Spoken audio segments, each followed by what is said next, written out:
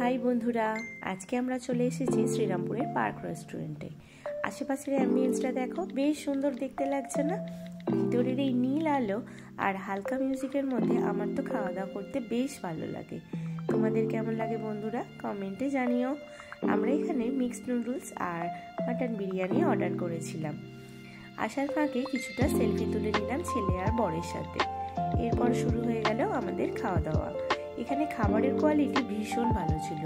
নুডলসে বেশ ভালো পরিমাণে ডিম, চিংড়ি, চিকেন দেওয়া ছিল, সাথে বিরিয়ানিতে যে মাটনটা দিয়েছিল সেটাও বেশ ভীষণ ভালো ছিল। তোমরা একবার কিন্তু এখানে ঘুরে যেতে পারো।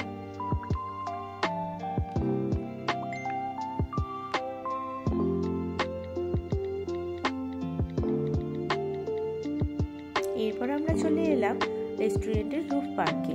ওখানেও বসে খাবার ব্যবস্থা ছিল, তোমরা চাইলে ট্রাই করতেই পারো।